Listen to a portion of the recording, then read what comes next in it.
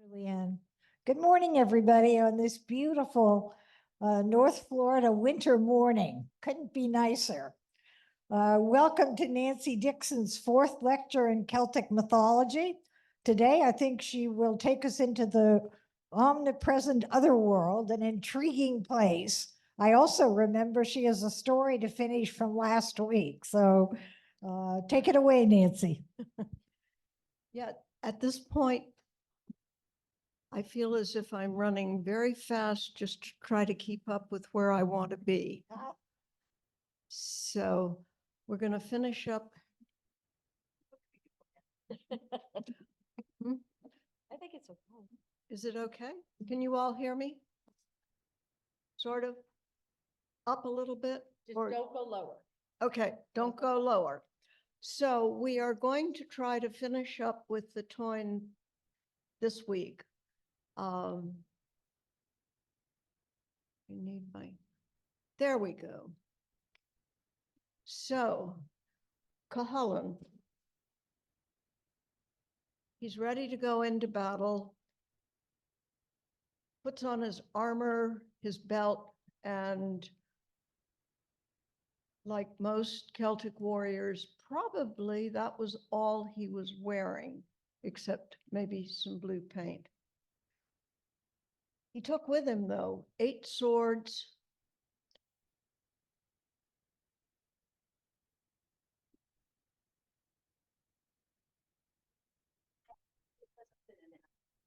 it won't fit in there. No, someone else had put this on. Okay.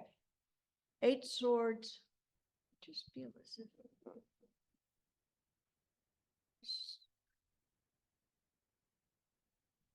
Okay, there we go. Is that better?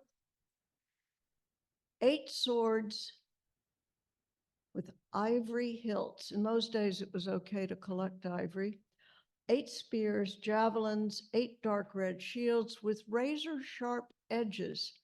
I hadn't ever thought about a shield as a weapon. I'd always thought about it as a protective device, but you could use a shield very effectively as a weapon. A crusted battle helmet around his shoulders, he fastened his magical cloak. Then, ready for battle, his battle fury seized him. He became monstrous in appearance with a bright red face, twisted mouth. One eye sank into his head while the other bulged out. His heart pounded like a lion among bears, and flames rose from the top of his head. I'd die of fright if he came charging at me. He stepped into his war chariot and drove out to meet his enemies. In his fury, he killed 100, then 200 more, then 300, then 500. In 6 great circuits around the camp of the Connachtmen he drove, killing as he went, so that afterward the place was known as the place of the 6-fold slaughter. Many of the place names in Ireland are in fact named for battles, which tells you in part what was important to them. But Cuchulainn remained completely untouched. The next morning, he rose from his camp and put on his best clothing to display himself to the women among the army. The day before, he'd seemed a monster in his spasm, but now he was the handsomest man in Ireland, with loose, flowing golden hair spreading over his shoulders. The women climbed up on top of their men's shoulders to catch a glimpse of him as he rode past their camp. "This is a nuisance," said Maeve. "The women are crowding so close, I can't even see that man." Then she climbed up onto the backs of her own men to see Cuchulainn and was awed by his beauty.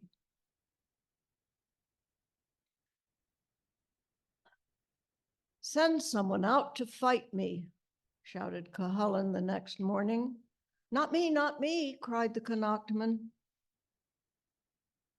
"My family owes no sacrifice to the gods, and even if they did, why should I be the one to die?" The next day, Maeve sent 29 men against Cuchulainn. On the weapon of each was a deadly poison. Any man who was even scratched by their swords and spears would die. But Cuchulainn killed them all without being touched. Day after day, Maeve sent more warriors out to meet him. Cuchulainn slaughtered them all. At last, she sent for one of the Ulster exiles, Ferdia, the beloved foster brother of Cuchulainn. Those of you who are readers probably know what's going to happen next. Well now, Ferdia, said Maeve, do you know why you're here? I can guess, he replied. I won't fight Cuchulainn. He's my friend and my brother.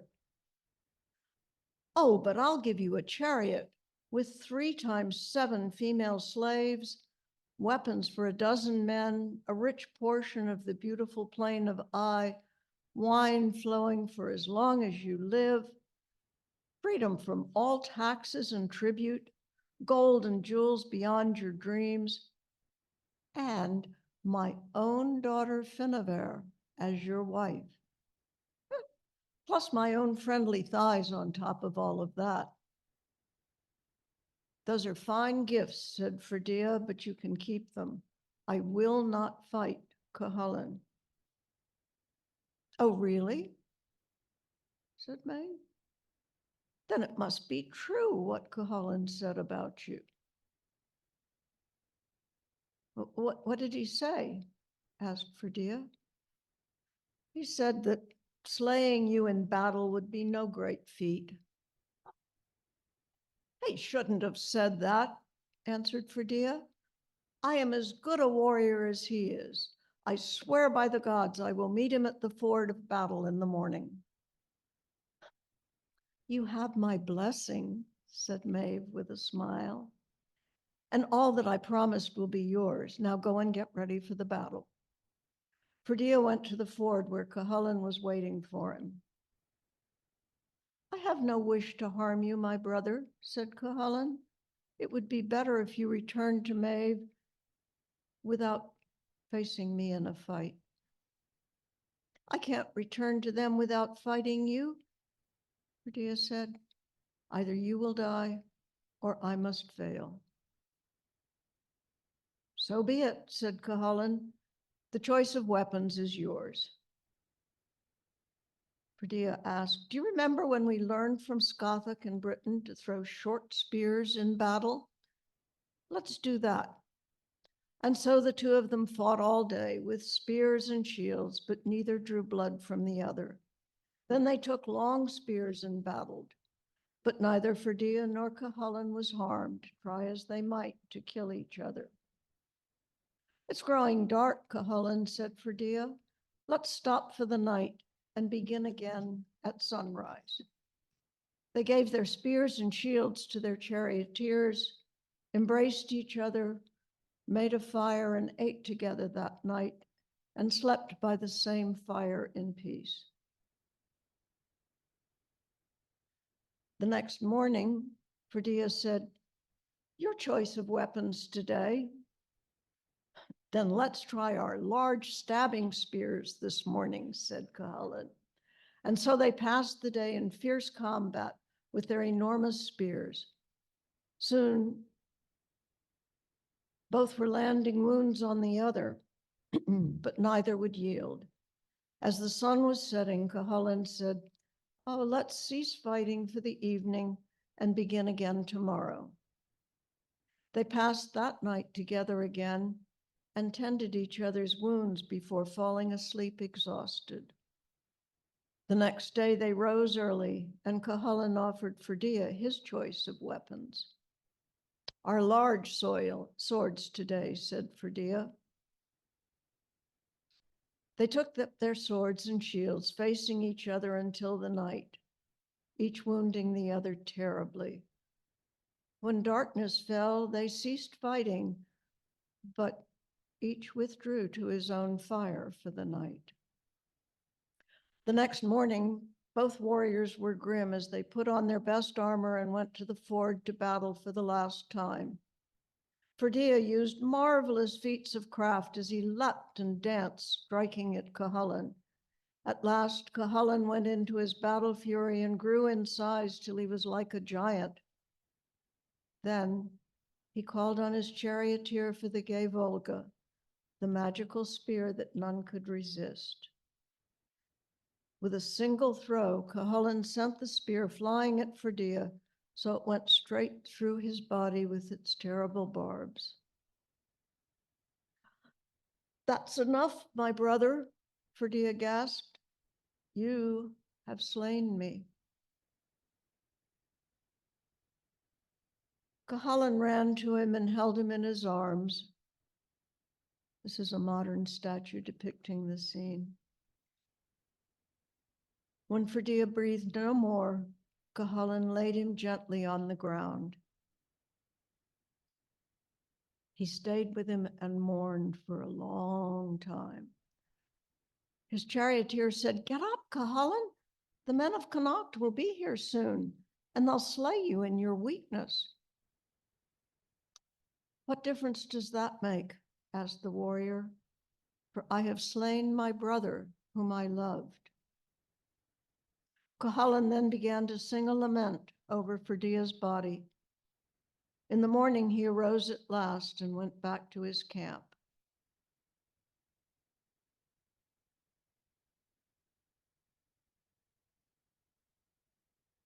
Now, after the death of Ferdia, Cuchulainn continued to fight Maeve and Lilliel's army as they took the stolen bull back to Connacht.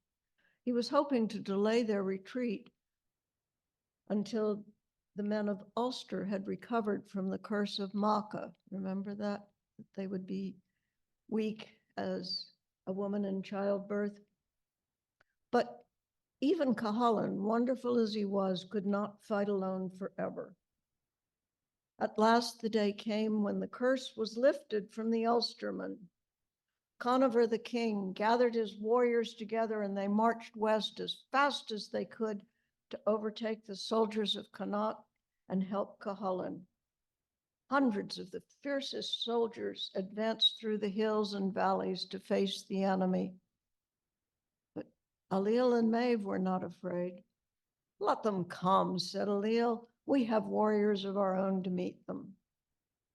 When both armies met at last, they filled the plain with hundreds of fires, like the stars of the sky, while they waited for battle in the morning.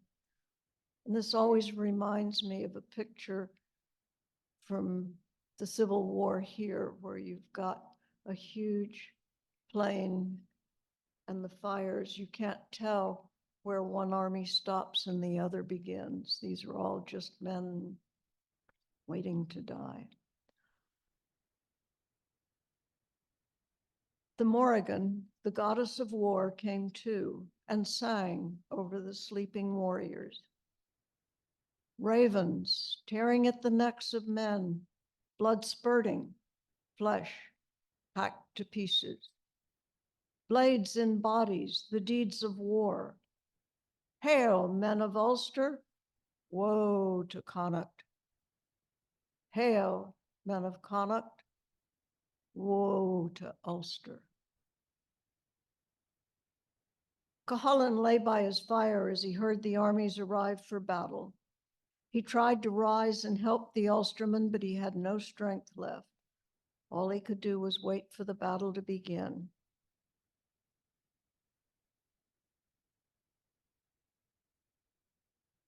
The battle was raging with unspeakable slaughter on both sides. Cuchulainn, trying to rejoin his army, found Maeve relieving herself away from her army. But as she waited for him to kill her, "I don't kill women," he said. It was noon the next day. The battle began to turn at last against the Connachtmen, but Maeve and Ailill had already sent the bull back to Connacht. Fergus, the exile of Ulster, was bitter in blaming the queen for the death and destruction of so many men, all for the sake of her pride. He said, "We have followed the rump of a misguided woman. It serves us right. This is what happens when a herd is led by a mare. Cuchulainn and the Ulstermen made a treaty and returned home in victory to Eowyn Macha, but both sides had lost many men. For 7 years after that, they were all at peace. There was nobody left to fight. All that remained was judging the two bulls. Remember the two bulls? These stories often remind me of a shaggy dog story. So here we are back to the two bulls, judging to see whether Ailill or Maeve now owned the finest animal. The bulls were brought together on the plain of Eye, known afterwards as the Field of Bull Strife, to be judged. The animals fought there all day, with neither the brown bull nor the white bull able to gain the advantage over the others. At last, at nightfall, the brown bull pinned the horn of the white bull to the ground with his hoof and would not let him rise. But then the brown bull was thrown back and broke his leg, while the white bull had his horn torn away. Both animals fought through the night in the darkness so that none of the men could see what was happening.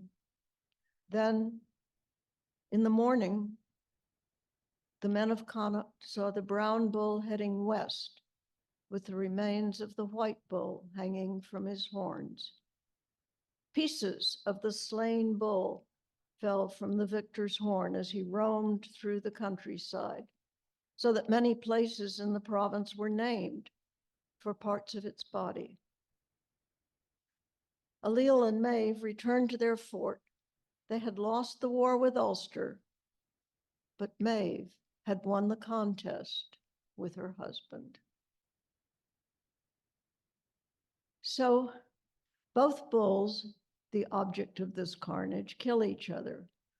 Cuchulainn has killed his best friend, Ferdia, his son Conla, and thousands of enemy warriors. He's really a killing machine.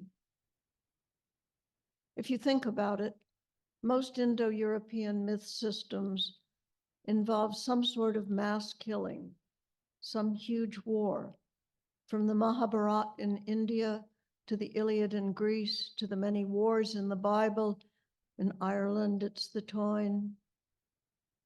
Myths, according to Joseph Campbell, are the stories we tell ourselves to tell us who we are. If we tell ourselves stories of war, killing, and destruction, what does that tell us about who we are? So it's not amazing that our movies and books continue to glorify war and honor winners in mass combat or the gunfighters of the Old West. I don't know whether this fascination with glorification of war and conflict is restricted to Indo-European cultures, but I do know it's not universal. The Hopi, for example, that I'm hoping we'll be meeting next winter, do not see conflict or killing as a crime, but a sickness that needs to be cured, not by prison or punishment, but by returning the person to a state of harmony with the world. This is an idea that's very foreign to our culture. But back to Ireland and the Táin. For even though all of these other people and animals that I've mentioned are now dead, Cuchulainn still lives, but there is a story of his death. Of course there is. The warrior Lugae had always hated Cuchulainn because Cuchulainn had once slept with his mother. Many times he tried to kill Cuchulainn, but he's always failed. One day, though, he used magic to drive Cuchulainn out of the fort of Eowyn Macha. The women of Ulster tried to persuade Cuchulainn not to go. But he said, "I know I'm doomed, but my honor is at stake. I am not afraid of death." Cuchulainn orders his charioteer to make ready for battle. He leapt into the chariot with his weapons and set out from Evlin Macha. But as he did so, the chariot turned to the left 3 times because the Morrigan, the goddess of war, had broken the chariot the night before to keep Cuchulainn from going out because she knew he was going to die. Even with this bad omen, Cuchulainn did not turn back. You're probably familiar with the idea that left, which in Latin is sinister, is a bad way to go, and right, or Wittershins, sunwise, is auspicious. As Cuchulainn drove across the plain. He came across 3 old women by the side of the track, each blind in the left eye, sitting beside the road, roasting a small dog on a spit of holly. It was a gaish of Cuchulainn's because part of his name is Cu, the word for dog. He could not eat dog, but he also had a gaish that he could not refuse an offer of hospitality. So here again, we see a point where damned if you do, damned if you don't. Come and sit and eat with us, said one of the 3 old women. I cannot, said Cuchulainn. We're roasting a little dog just for you, she said. Cuchulainn then stopped, and the old woman gave him the dog's shoulder. He took it in his left hand and put it under his left thigh. But from that point on, he lost all strength in his left hand and his left leg. He then continued down the road until he came to Lugay. Now, Lugay had prepared for this battle by getting 3 special spears made. Each of the spears was destined to kill a king. He took the first spear and threw it at the chariot and struck Cuchulainn's charioteer, the king of charioteers. He fell dead on the floor. Cuchulainn drew out the spear and laid his friend on the ground. Now I am both warrior and charioteer, he said. Then Lugay took the second spear and threw it at Cuchulainn's chariot as he charged, but it struck and wounded the horse, Cuchulainn's favorite horse. Cuchulainn drew out the spear and released the beloved horse from the yoke. Then he put the yoke on himself and pulled the chariot forward. Lugay took his third spear and cast it with all his might at Cuchulainn, so it struck him, and the entrails of the Ulster warrior spilled out on the ground. He and his men gathered around Cuchulainn for the kill, but Cuchulainn said, please, let me go to the lake down there and bathe my wounds. I would like to die clean. We'll let you go if you promise to come back. I'll come back if I can. If not, I'll call you and you can come to me. So Cuchulainn went into the stream, bathed his wounds, dragged himself up the bank to a pillar, pulled himself upright, and tied himself to the pillar so that he would die standing up. Lugay and his army slowly crept up on where Cuchulainn was, still afraid to get very close to him, even though he was obviously dying. These are 2 modern representations of the dying Cuchulainn.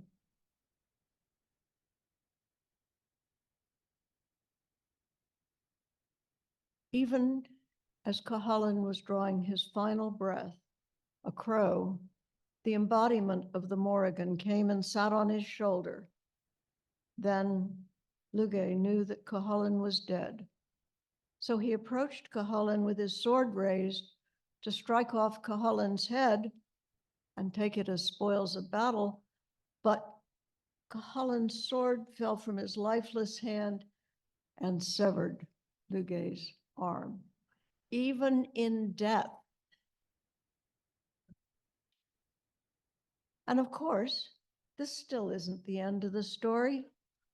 Cuchulainn's friend Conall, who'd sworn to avenge Cuchulainn, killed Lugay. And then, as you can imagine, there's another battle in which Lugaid's men kill Conall. This pattern of death for a death has continued into modern times in Appalachia, for example, with the famous war between the Jukes and the Kallikaks. Leath Macha, Cuchulainn's horse, grievously wounded, made his way back to Eowyn Macha, where he found Eivor in tears. The horse walked 3 times sunwise around her and laid his head in her lap and gave up his final breath to her.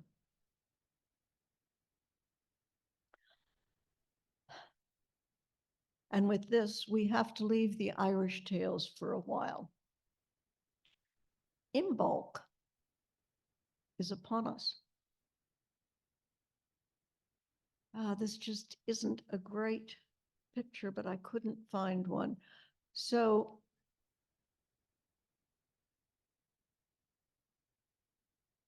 the Celts divided the calendar into 8 segments.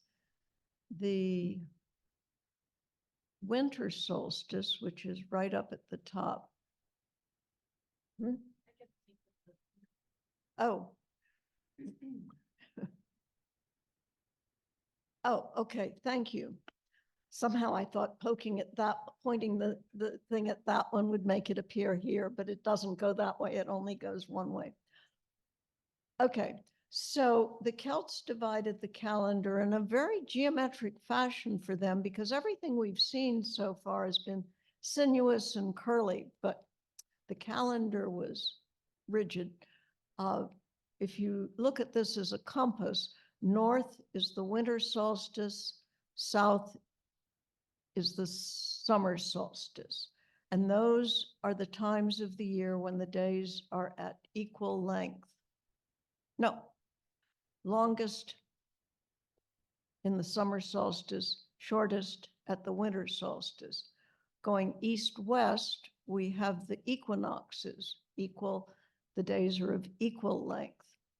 Now, the major Celtic festivals, just to keep things interesting,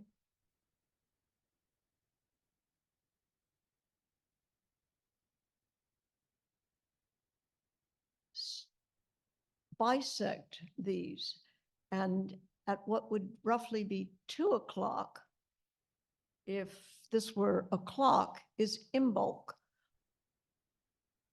which is happening right now. That's why I decided to bring it up this morning. It's the beginning of the year's turnaround. Lambs are being born.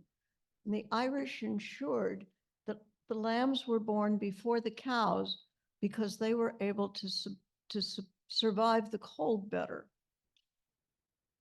Then coming around from there, coming south to 4 o'clock, it's okay, we'll do it with the clock, is Beltana, the Gaelic May Day, the festival marking the beginning of summer. And that has lingered, on into modern times with maypole dancing, May Day, famous Workers of the World Unite sort of day. An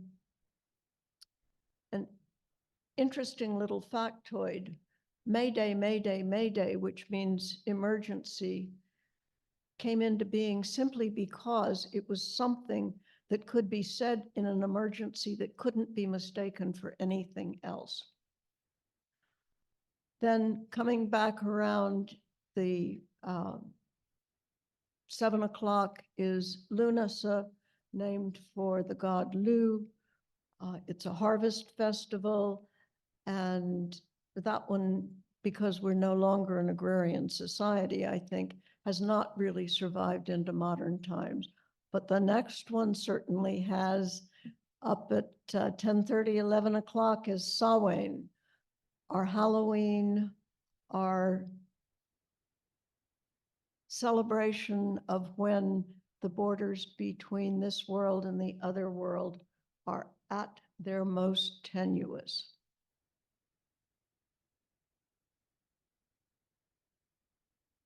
Okay, we're going to shift gears completely right now because I'd like to talk a little bit about a book written a number of years ago by a man named Thomas Cahill called How the Irish Saved Civilization. Now, obviously, he's just talking about Western civilization, the civilization he assumed his audience shared with him.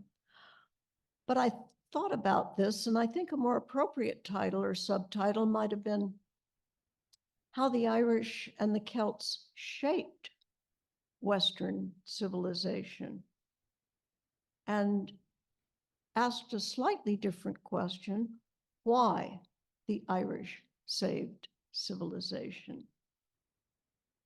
Of course, by now you're probably wondering, what do I mean by saved, and why did civilization need saving? Well, most of you have probably heard of the fall of Rome, but Rome didn't so much fall as just disintegrate. In a vast, vast oversimplification, the prettier picture than the calendar. The Roman Empire became overconfident, complacent, with a bloated government, which sounds alarmingly familiar to me some days. And they kept the peasants happy with the famous bread and circuses. Now, as you recall, I talked earlier about the groups of warriors and horsemen, among them the Celts and the Scythians, who came out of that fertile breeding ground of the steppes of Russia. New groups were coming out in the 4th and 5th centuries AD. These groups have familiar sounding names: the Vandals, the Goths, the Visigoths, the Huns. Rome at that point was an easy target. When an envoy was sent out to meet Alaric, king of the Visigoths, who with all his force was parked just outside Rome, the envoys first threatened their military might, but Alaric swept away the idle threat. The envoys then asked, well, what would it take to get you to just go away? Alaric replied, all your gold, all your silver, everything of value that can be moved, and every barbarian slave you have. The envoys replied, but what would that leave us? Alaric's famous reply, your lives. Sounds almost Celtic, doesn't it?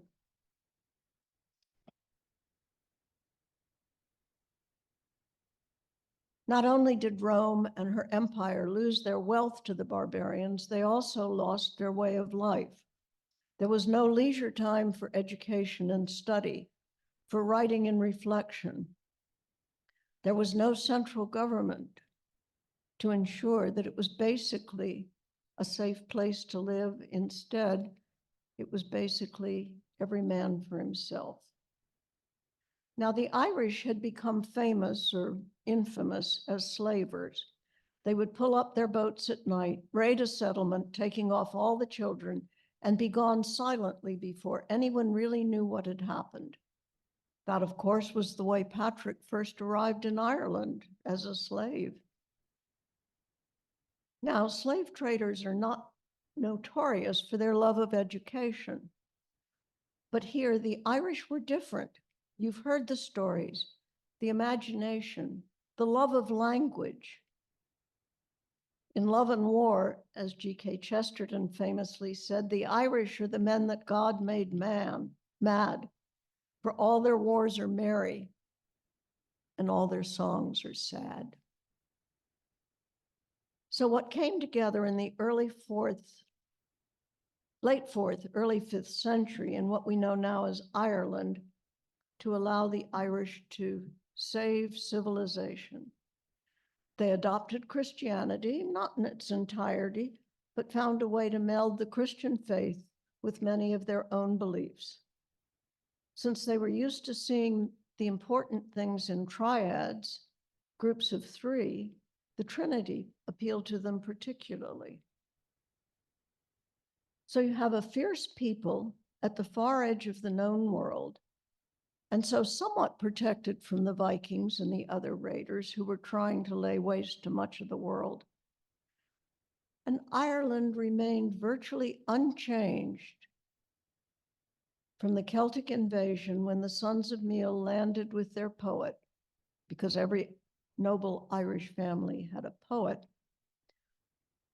When Abergan stepped off the boat, he proclaimed,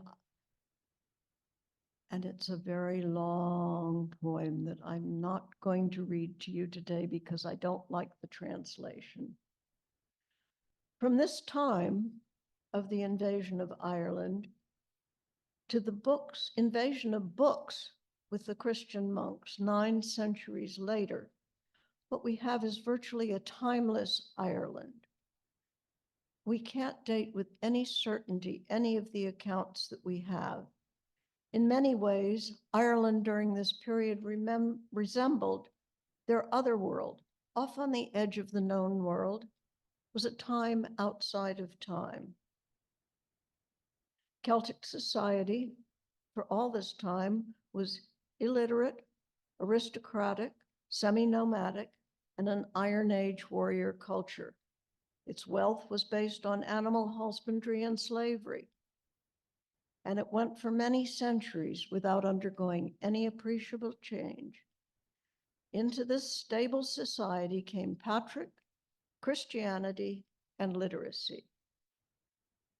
While Christianity was accepted into the Roman world without making significant changes in the shape of their society, when Patrick brought Christianity to Ireland, it transformed Ireland and the other Celtic countries as it spread there into something new, a Christian culture where slavery and human sacrifice became unthinkable. Unlike the continental church fathers, the Irish never troubled themselves about eradicating pagan influence. The pagan festivals continued to be celebrated, which is why today we still celebrate so many of the early Irish feasts.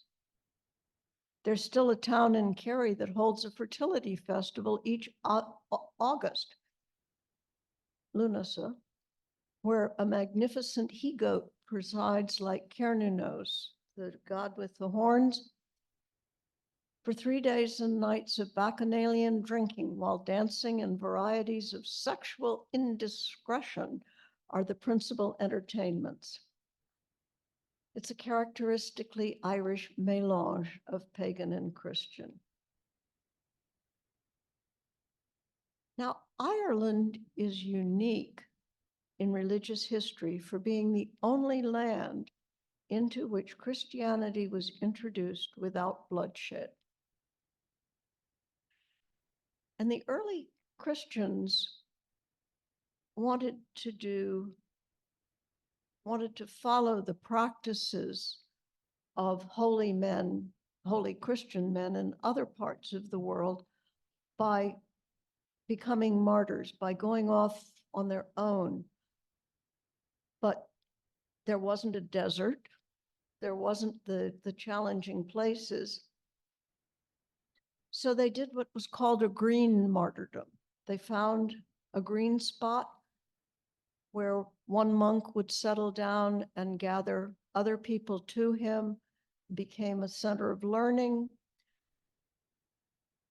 So you have the green martyrdom, monasteries growing up, and universities growing out of the monasteries. While universities on the continent were being sacked by Vandals, the Irish were somewhat protected, and they were collecting and copying all the manuscripts they could get their hands on. They transcribed biblical texts, classical texts, histories, and interspersed with all of that, they transcribed their own native stories, the ones they remembered from their childhood and the ones the poets were still telling. Unlike other centers of religion and learning in during what used to be called the Dark Ages, the Celts welcomed everyone. You didn't have to bring a bunch of money. You didn't have to be well-born. You didn't have to have a famous family.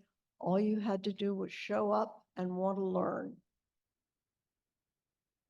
Their spirit of generosity and hospitality that we've seen in the early stories extended not only to the variety of people they welcomed, but to the variety of ideas.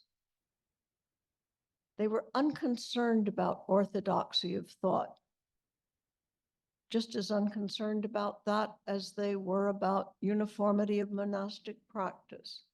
On the continent, there were rules set up. Drawing a complete blank on the various people, the rule of Saint somebody. And they brought into their libraries every single book they could get their hands on.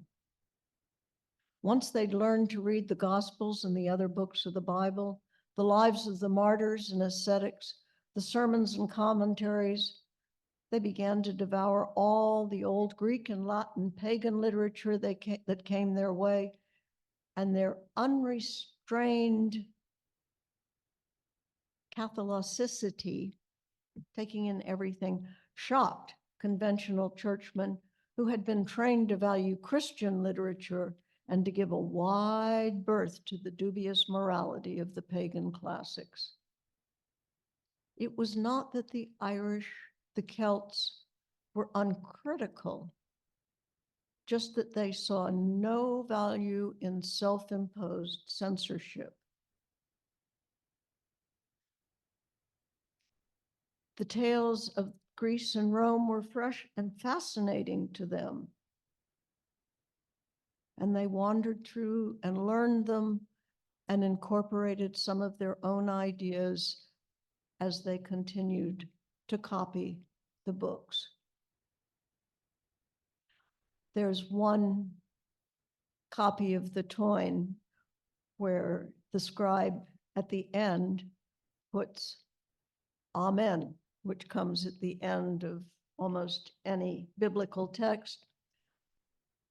And then following that comes, I, who have copied down this story, or more accurately, this fable, do not credit the details of the story or fantasy. Some things in it are devilish lies. Some are political figments. Some seem possible and others not. And some are for the delectation of fools. So, though the scribe disapproved of the contents, he copied out the Toyn, and it's thanks to such scribes, however cranky their glosses may sometimes be, that we have the rich trove of early Irish literature, the earliest vernacular literature to survive because it was taken seriously enough to be written down. It's also why we have so many of the classical Greek and Roman writers, because these monks sitting in the cold dark of a Northern European winter were burning their candle to copy these out. One of the stories about a scribe who was particularly keen on finishing copying a manuscript, but he'd run out of candles and the sun had set. Miraculously, the fingers of his left hand all started to glow so that he had enough light to be able to finish his transcription. Also, unlike the rest of Europe, where Latin and Greek continued to be spoken by the upper classes, the Irish loved their language too much to give it up. So they continued to speak in the vernacular and continued to conduct Christian church services in the vernacular. According to one of the authors writing about early Irish literature, all language was a game and too much fun to be deprived of any part of it. They were still too childlike and playful to find any value whatsoever in snobbery. They did not mindlessly copy the words in front of them, but they tried to understand the texts they were working on, and, if possible, to improve and add on to them.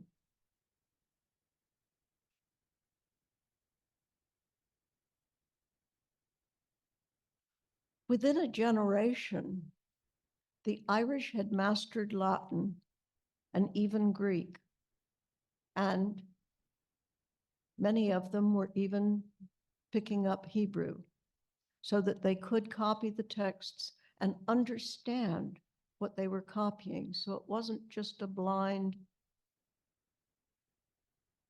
copying of the words. Now, I'd like you to just think for a moment about the life of these early Christian monks and scribes. You know, it's nice to imagine it as a sort of idyllic life, shut up somewhere with all the books you could hope for and nothing to do but read, transcribe, eat several meals a day, and think about what you were learning.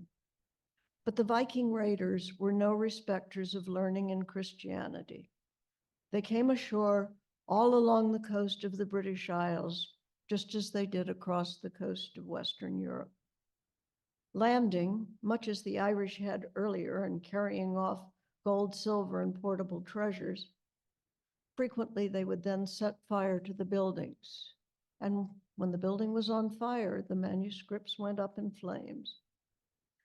Marginalia from one scribe paints a clear picture for us today. Imagine him sitting there with his candle. Bitter is the wind tonight. It tosses the ocean's white hair. Tonight, I do not fear the Viking ships. They only course the calmer seas.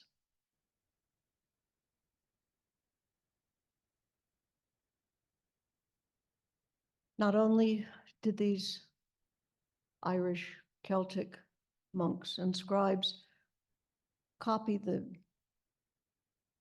biblical texts, the religious texts, the classical and Greek texts, but they developed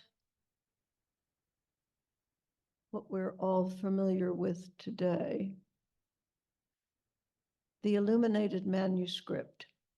And these are obviously Celtic designs. If you look at the eyes of the saint in the, well, in the colored picture on my left, and you look at the eyes and the face of the Celtic god on the right, they carried their idea of art and gods with them. And an interesting little factoid that you can take into the bar with you or wherever you like to share tidbits of information to dazzle your friends. The pages of most Irish books were of marbled parchment, that is dried sheepskin, which was universally available and nowhere more abundant than in Ireland, whose bright green fields still host an explosion of new white lambs in bulk again.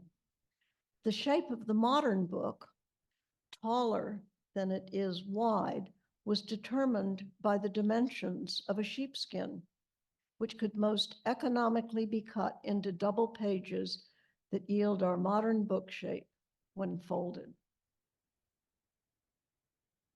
So next week, we're actually going to leave Ireland and move to Wales.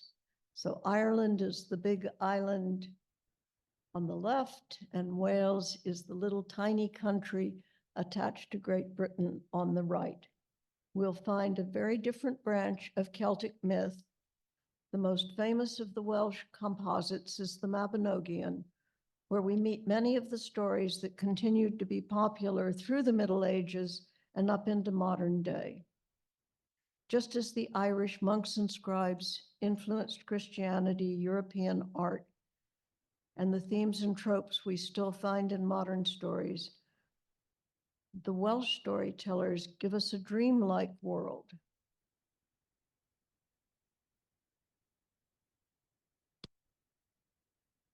Where they incorporate the mystic Celtic past of has been and never was into their modern present of the Saxon and Norman dominations.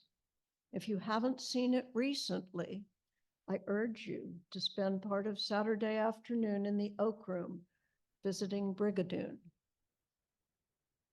Obviously, the authors pulled on the Celtic otherworld and the ideas of the otherworld when they were creating that story. And that's it for today. That's all, folks. Nancy, that was just a fascinating lecture. I was really in my mind comparing the Iliad, for example, and the battle scenes to the wonderful Cuchulainn story, and I'm amazed at how creative the narrative is in the Celtic myth, the twists and turns, and the different weapons that keep the story going. So that was interesting to me. I also enjoyed the second half of your talk about when the stories got written down. So I've got one quick question, and that is, during the oral period of the Celtic myths, were they transmitted by poets? Were they sung? Could you chat about that a little bit? Certainly. What we know is that Celtic society was made up of three classes, not surprisingly: the warriors, the rulers, the kings, and the poets and druids, the learned class. And the poets, we don't know how the druids remembered things because they didn't want anybody to know about anything that they did. It was a very secret society. But the poets started training as young children, and they would lie in a dark room and repeat a story or a poem over and over and over again until they had it. They also used a mnemonic called a triad. So you have the three famous horses of Ireland. You have the three most beautiful women of Ireland. You have the three most unfaithful husbands. You have the three, and by clustering them together like that, they could infuse a story with, the way we meet Arthur, because there were the three great warriors in Welsh myth. The earliest known reference to Arthur is he feasted, or he fed ravens on the ramparts, though he was no Arthur. Now, feasting ravens on the rampart means he killed a lot of people, giving the ravens something to eat, but he wasn't as good as Arthur. So it's always fascinated me that this really important person in our literary history comes in as a footnote. Okay, do we have questions? Wonderful stories. Do we have any questions online? Well, oh, yes, we do have a question. Good. Where did they get the information that they were writing about? How did they acquire it? Oh, golly. Oral tradition, probably the easiest, most familiar example I can give you is in every family, their family stories. Remember the time that such and such happened, and that story will get told to succeeding generations. Once upon a time, your grandfather did X, and then you'll take that story, if you like it, and tell it to your grandchildren or neighbors. Oral tradition is fascinating because it's just one of those things that makes your brain itch. Where did this come from? And you can get some ideas, but we have familiar themes, as Sheila pointed out, in many of the stories, but people are storytelling animals. It's one of the things we do. We tell stories. We tell stories in the winter to keep the dark at bay. We tell stories to make ourselves look more important. We tell stories to shame other people. And we also tell stories because they're fun or funny or scary or serious. You know, stories are just amazing in their incredible diversity. So where did the stories come from? One of my examples is, you know, imagine early on, there's a tribe of people, and one day one of them says, I'm going to go over the mountain and see what's there. He goes over the mountain and he finds some beautiful red berries, and he eats a huge handful of them, and he comes back and he's violently ill and obviously dying. So he says, if you go over that hill, don't eat the red berries. And that then becomes a story about what happens if you go over the hill, and it might change from red berries to big wolves. Stories, particularly oral stories, are amazingly fluid. There's some parts that we'd say, no, you can't do that. You know, think about reading a story to a little kid. You try and change some of the words, or you try to leave out a paragraph. No, you skipped something.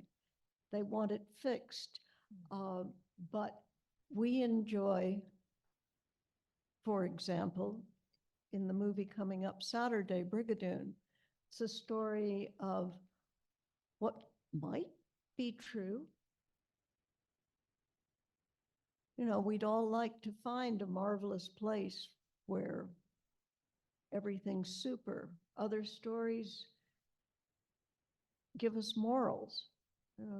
For some reason, West Side Story popped into mind. The moral Romeo and Juliet is obviously a precursor, but why fighting only leads to more bad stuff? It never settles anything. That was a long-winded, but did it? Yeah, go ahead. Actually, I didn't word that correctly. I meant, where did the monks get their information about biblical and Greek, and where did they get that? Oh, okay. So the monks and scribes were Irish, right?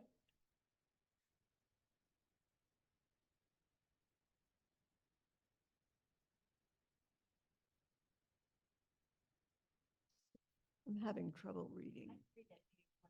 Well, let me finish with the, okay. Yeah. So the monks were Irish.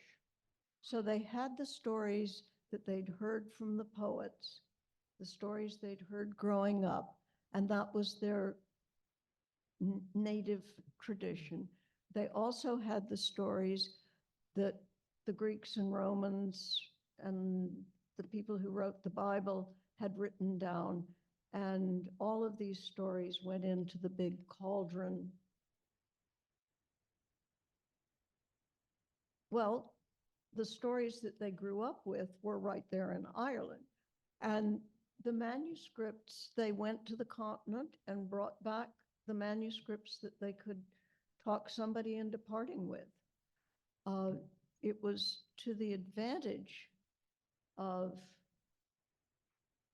scholars, Christianity, and educated people to have as many copies of any manuscript as possible, because Vikings, fire, not even related to Vikings, books are perishable, you know, even up into modern times.